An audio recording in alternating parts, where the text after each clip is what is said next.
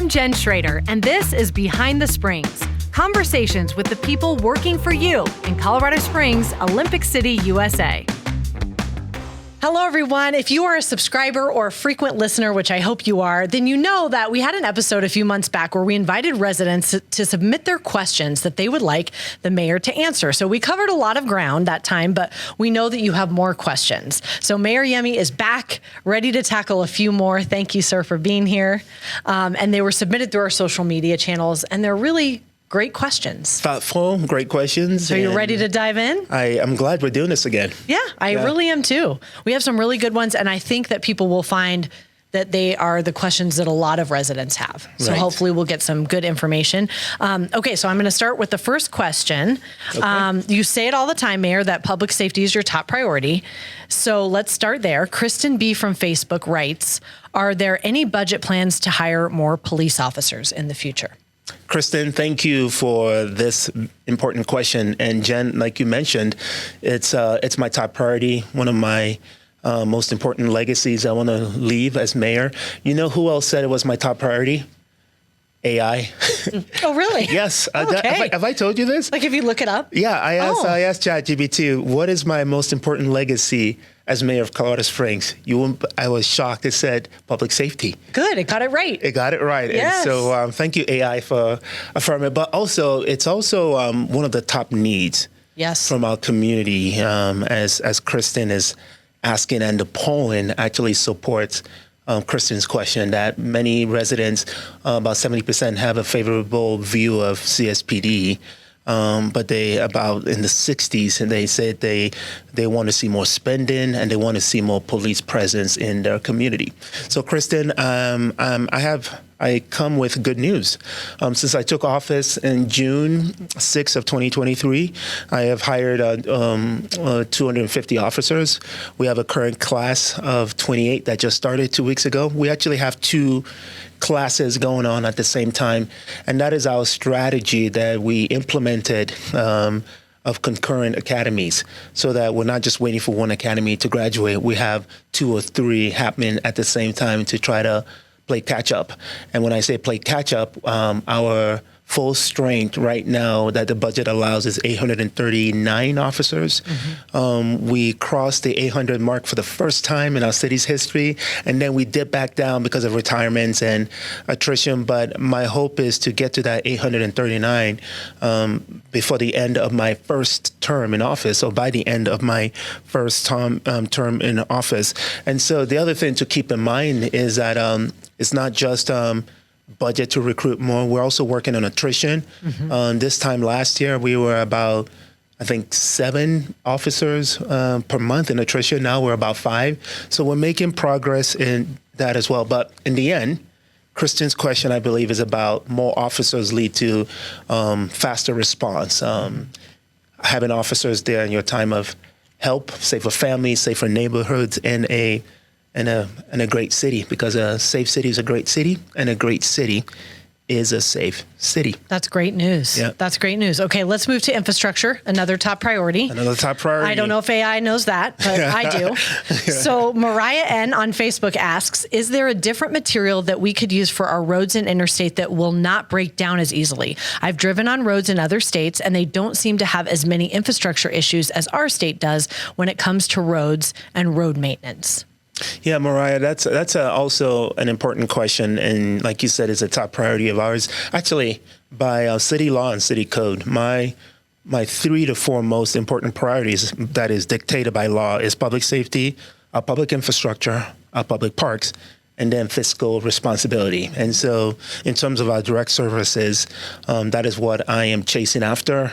Not that the others are not important, but that helps me prioritize. And roads and infrastructure is an important one. I can't speak to other states, but I do know each state makes those decisions based off of the weather and the climate. For us, I would say the two most important materials for our roads are concrete and asphalt. Now, concrete is fairly expensive, very expensive, and the other challenge too is a lot of our utilities are underneath the roads, and if we have to break it apart so we can access or replace a utility infrastructure, and then it's expensive to do concrete. So we do asphalt, but we try to prioritize the type of asphalt, and we are using a unique and actually a better material for roads and construction that actually is used nationwide. And in addition to that, we are also experimenting with sustainability options. The hot in place asphalt is one that we did last year at one of our 2C media events, and that takes existing asphalt and recycles it, and it saves us money. It's more sustainable, and so. But ultimately, I want our residents to know that we're constantly trying to identify the best asphalt material for our roads. So when I say the new one that we're using is around Woodman Valley, Woodman Road, is what we're using that one to get the best life of the roads. But it's important for our residents to know we're trying to be good stewards of your limited taxpayer dollars. Keep in mind that the 2C Road Improvement Program is how we are taking care of our roads for the future. If you're seeing potholes, remember to report them on our new GoCOS platform. Yes, you got to get the app. And you bring up a good point about different states doing different things. And speaking of, some of these roads, I know she talked about interstates. The interstates are not under the city's jurisdiction. So when you're talking about these different materials and roads, you're talking about city roads. I just want to be clearer with people, because sometimes I'll get people say, you work for the city, what's going on at I-25 and Fillmore? And I'll say, well, the I-25 is the Colorado Department of Transportation. Absolutely. CDOT handles that. And sometimes, and even county handles other roads that we don't. So that can get confusing. It is confusing, and I empathize with our residents because they don't know where the boundaries of city, county, state, and sometimes federal government live. It's all connected. Right. And so, but to thank you for bringing that up in terms of our interstates and highway, that is a state's jurisdiction. That said, if you do call us, we will route you. Yes. We also take that seriously, and we either give you the number to reach out to the state, or we advocate on your behalf, because I-25 is an important roadway for our residents in terms of getting from point A to point B. No, great point. If you use the app, that's okay. If you get it wrong, we'll get you to the right person. Exactly, we'll get you help. Okay, next question. Two folks, Evie H from Facebook and Joby T from X, both have questions about homelessness.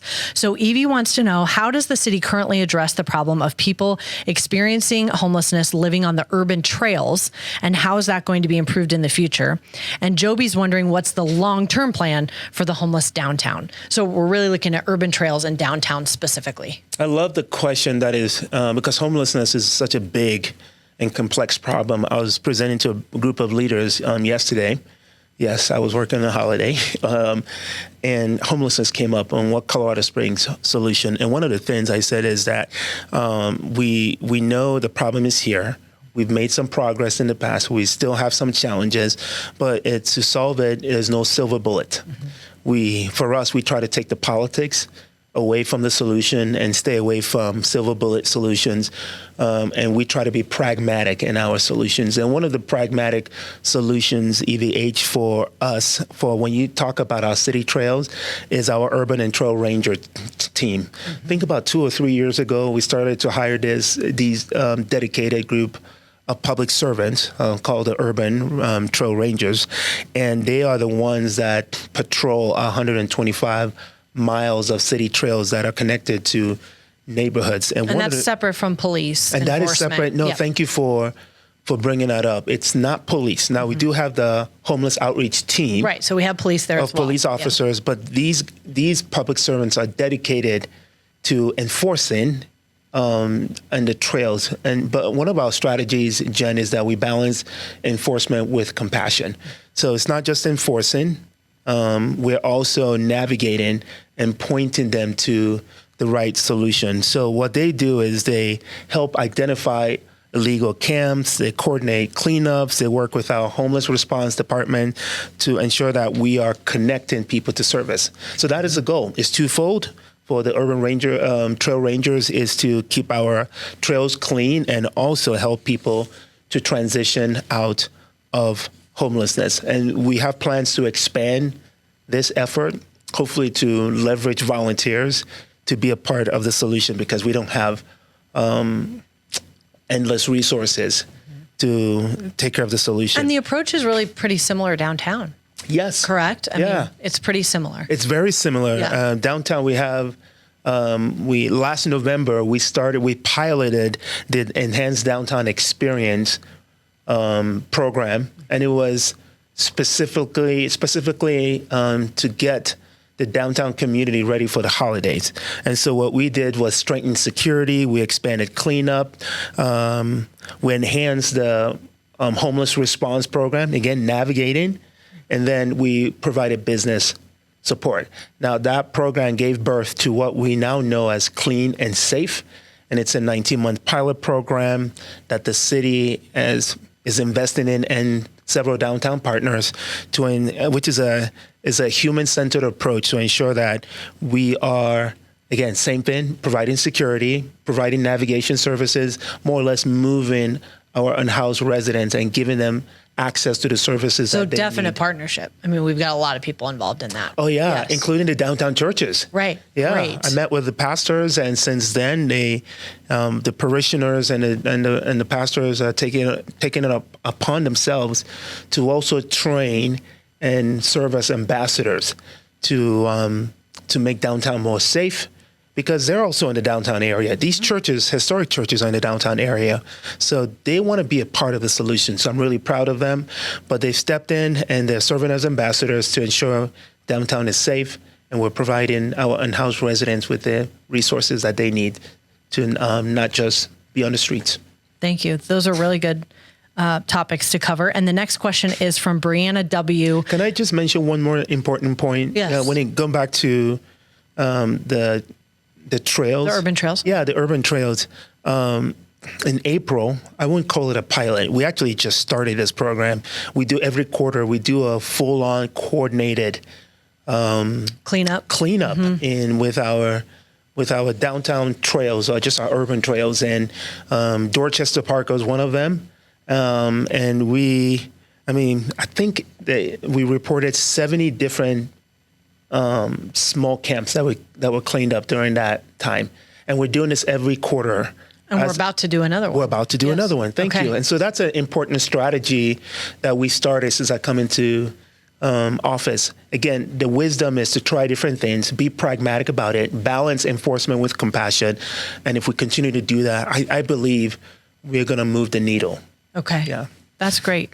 Okay, next question comes from LinkedIn, Brianna W., who writes, what investments are being made in youth recreation centers, parks, or sports programs to give young people safe and positive outlets? Yeah. Very important. Brianna, that's a very important question. And as a parent raising young ones, this is really important. The studies show that recreation programs and sports programs are proven to reduce crime, improve health and academics, and strengthen community bond. From our folks at Daniels Fund, which do a lot of investment in youth sports program, I can't remember what the percentage was, but they told me that when you track this, our nation's most senior female leaders, they all played sport. They all played sport at a young age. Yes. And that was enough for them to go, all right, we're in. Let's invest in the next generation of leaders. There's a correlation. So many skills you learn. So many skills. So we know they're not just nice to have. We know that they are critical investment in leadership, public safety, and community vitality. So bringing it to us, we have this incredible department called the Parks, Recreation, and Cultural Services, and they help sponsor over 200,000 youth participating in a variety of sporting programs and camps. And all three of my kids have participated in many of these programs. My kids too, they're amazing programs. And actually these days they have really cool jerseys with the Colorado Springs logo. They keep getting better and better. And the lion or the puma. My son has he thinks that's cool. Oh, yeah. I actually think that's cool. Right. It is. Yes. It's really cool. And then and they're proud to be part of the team. They are proud. Right. And that's a nice segue to, okay, you have the involvement of the kids, but then the coaches. Right. The volunteer coaches. The volunteer coaches. And the two coaches that are providing leadership for my youngest soccer soccer team, Matt Wilkins and Joe Coons. They're incredible. They're fellow parents, so their kids are in the team as well. And I think the last year the volunteer coaches provided over, wait for it, 75,000 hours of their time. That's amazing. Yeah, to provide a So this is our shameless plug for volunteer coaches. If you'd like to be a volunteer coach, no, they're always looking for them. And once you do it, you kind of get hooked, and you do. You make an awesome The kids impact. look up to you. Yes. You become their hero. They love you. And we often hear about, how can I serve? Yes. This is an important way to serve. And they say volunteerism improves your dopamine, which boosts your mental well-being and just overall sense of fulfillment and purpose. So we celebrate that. A couple other things. We, as a city, we invest in playgrounds. Mm-hmm. We invest in basketball courts. I think of Hillside Connection, and that we partnered with Terrell Brown and his team to bring those two basketball courts to life. We understand that those are important to create that safe and welcoming, positive environment for kids to develop. Yeah, those are beautiful. If you have not been there, you got to go check them out. Okay, and so, and one plug also for our park system master plan.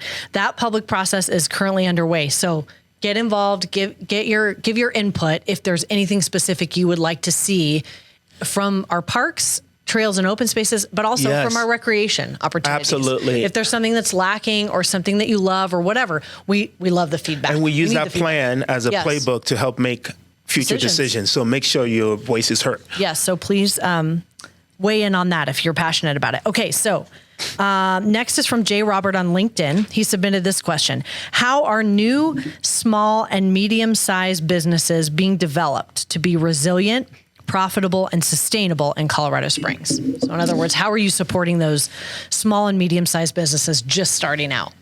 Well, this one is near and dear to my heart and my experience, because this is truly my pathway into the mayor's office. Your connection with the city. Yes. I started as a business owner. I'm still a business owner.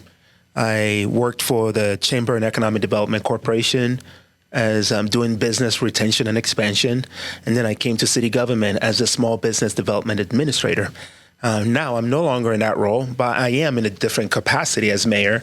But I did hire my replacement, and she's doing a great job. And so this is the work we do to support small and medium-sized businesses. And this is where the resources that we have, like the city's business navigator, these are videos to help you out in the startup journey. We know videos are a very important tool these days. And other tools that I actually helped create when I was the city's small business development administrator. We have Permit Partner to help you navigate the permit processes. And then we have COS Open for Business, a website with different roadmaps that walk you through the journey from start to finish. Ultimately, we, beyond just the one role, we have an entire department of team members who are ready to assist you with various tools and opportunities. Some of them are local, some of them are state, and some of them are federal. Whichever resources, we're here to point you in the right direction. And one that I'm also proud of that I helped start before I became mayor is a program called Survive and Thrive that is run by a local organization that helps to develop businesses. It's called Exponential Impact. And so we have already delivered $1 million in low-interest loans to a number of small businesses. And here's the best part. In addition to these loans, which are low-risk loans, frankly, we also provide mentorship and connection to community, because a lot of business people are lonely. Right. And the struggle is real. Right. And so we want them to have the support of friends and mentors, and I call them friend tours, who can come alongside of you. These are other business people who are successful in their journey. And last, from my economic development team, we are hosting business walks where we come to the businesses and hear directly from you, because that's the only way we know how to serve you better, is if you give us feedback. And we're also connecting business owners to the talent that they need. And I kind of love when we're supporting businesses from the city's perspective, we're offering those online tools, right, but we're also offering the human touch, the human resources. I call it human-centered approach. Right, right, which is so important for them to feel like they have a human connection to the city when they do have those questions. And even if we're pointing them to a tool, but they have a person they can talk to. And that's really refreshing. So, and Jen, our people are great too. Our team is fantastic. Yes. Really, we have a great team. I'm not just saying that because I'm biased. And even if you're not a small business owner, you're listening to this, how does this benefit you? Well, when they thrive, we all thrive. I was just about to say that too. Selfishly, okay. The only way I can provide the services that you need is for our businesses to thrive. Right. It's really it's true. 60% of the city's revenue is truly connected to how well our businesses are doing. So there is an incentive for me too. Right. Yeah. Okay. So final two questions are kind of similar, more personal. Let's get personal. All right. Amber P. from Facebook wants to know, what have you learned about leadership in the 2 years in the role? You want to start with that one? Or you want me to ask you both? Well, you said two, so I'm waiting for two questions. I'll ask you both. Okay, so the first one's, what have you learned about leadership so far? Mm-hmm. And a similar question actually from one of our city employees, Mark S. Hey, Mark. Who asks you to share what an average day looks like for you. So he said he imagines it's very busy and he wonders, how do you get anything done? Oh, Mark, I'm so bored. I'm just kidding. What department is Mark, by the way? Mark is Parks. Oh, hi, Mark. Yes, Parks and Recreation, Cultural Services. We love you guys. Yes. No, that's a very important question. There is no average day. Right. Every day. I don't think I've been in this job now for 2 years and 3 months or 4 months.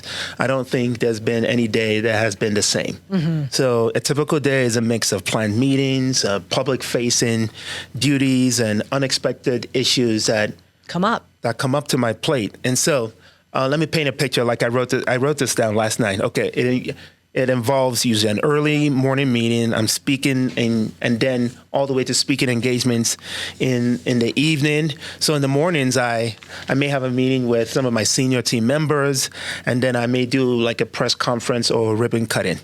In the midday, I'm having meetings with business leaders, nonprofit leaders about a project or about homelessness. And then I have a lunch meeting, which is usually a working lunch with a community leader. But we do let you eat.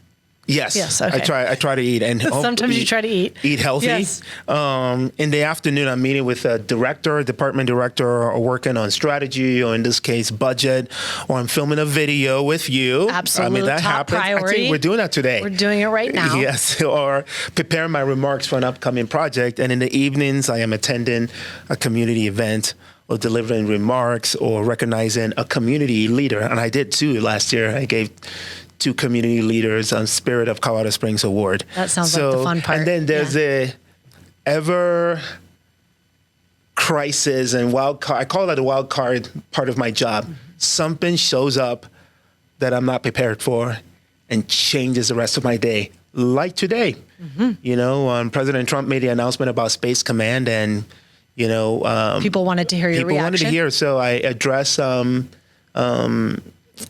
media, local media. I've been on the phone with different elected officials, governors and senators, and then I have to move my day. And then I have to figure out how to catch up on work that I had to postpone because of the urgency.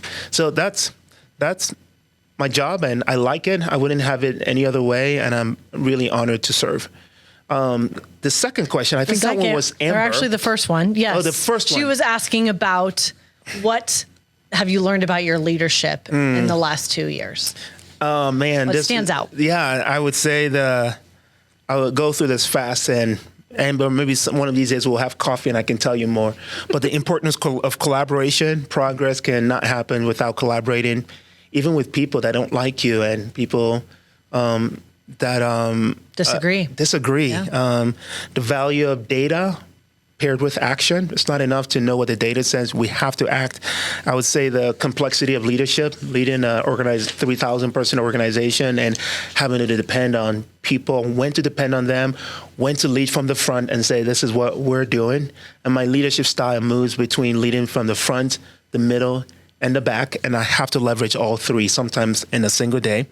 I love this one. This came from the Bloomberg Harvard community. There are no permanent friends and no permanent enemies. Interesting. In the world of politics, it just changes. Sometimes the people, depending on the issue, somebody who's on your side is on the opposite side of an issue. Might all of a sudden be not on your side. Yes, and vice versa. I would say... I would assume that's difficult to handle sometimes. I'm more okay with it. Yeah. It was more difficult at first. At the beginning. Yeah. But learning you're not the only one is helpful. That this is part of the gig. I'd say resiliency and challenges. A lot of challenges from day one has come my way. And grit is part of the journey. And being optimistic and hopeful through all of it. And by the way, I've also learned that a big part of my job, I say my job is twofold: to administer excellent city services and to administer hope. People are looking for hope in these rough times. A couple more.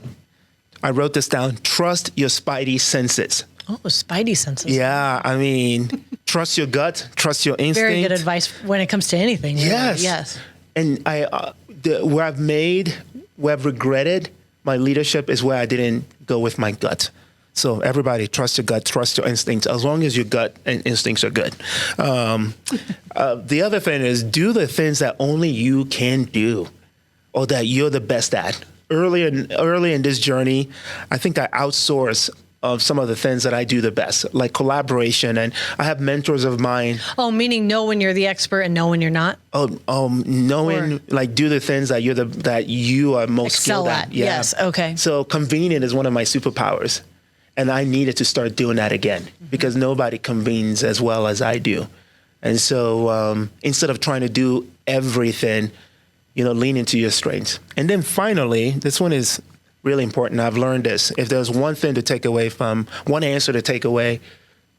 Amber's question, is to be successful in this role, you have to be pragmatic, you have to be level-headed, you have to be kind, and then you have to be courageous. If you do those four things, you too can excel as a mayor. Or as any leader. Oh, as any leader, too. I mean, not that everyone doesn't aspire to be mayor, but everyone does not aspire to be mayor. But in any leadership role, these are good tips. Are you making me regret my choices? No, not at all. But these are good tips for anyone. No, yeah, you can apply that to any exactly yes. Because all jobs, all life is full of challenges. Right. And I think it's good to be pragmatic. I think it's good to be level-headed and always to be kind yes. and courageous. Very good. Yep. Thanks, Mayor. Thanks for your time. Thank you for this. I like this. And Let's great do this questions. Again. We'll keep doing it. Yes. And thank you so much for all the people who submitted these really thoughtful, important questions about topics that I think impact our entire city. Everybody's wondering about them every day. You'll probably have to answer them again, but you do a great job answering them, so I appreciate it. I would be honored to answer them again. Thank you. Yes.